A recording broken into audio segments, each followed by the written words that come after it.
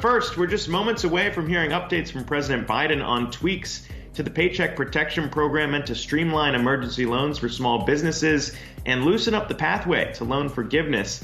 That coming as Congress plows ahead with finishing the final touches on the Democrats' $1.9 trillion relief program. For more on that, let's kick things off today with Yahoo Finance's Jessica Smith, who has the latest for us in Washington, D.C. Jess?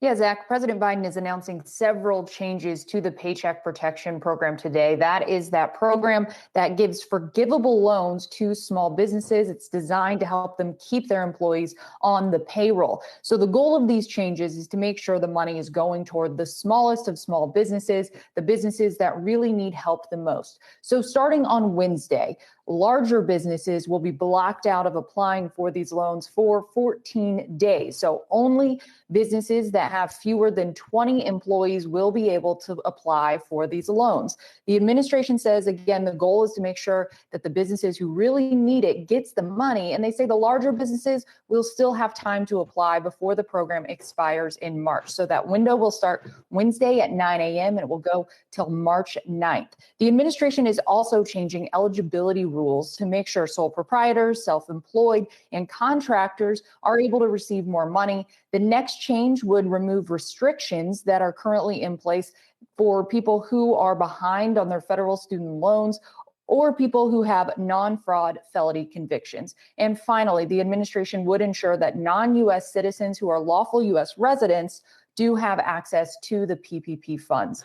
The administration says so far, since the program reopened on January 11th, of the $285 billion allocated, about $135 billion has been approved in loans for 1.8 million small businesses. And then the average loan size has been $74,000. Many of those are second draw loans given to businesses who have already received loans last year.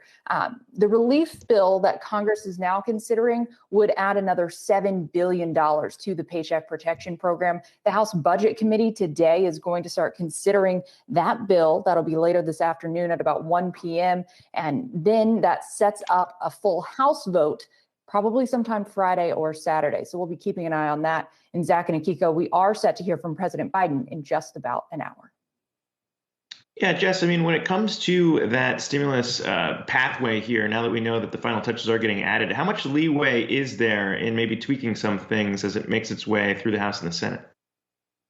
There's really not much leeway at this point. The CBO did say over the weekend that the bill is actually a little more than $1.9 trillion. So they'll be trying to shave some things off maybe to fit that $1.9 trillion cap. They're also we're going to have to see what happens with that minimum wage proposal. Obviously, that's going to be a very tough sell. It's not clear if Senate rules would actually even allow it to be in the package. So that's something that we're really watching going forward. All right, Jessica Smith bringing us the latest there in Washington, D.C. Appreciate that.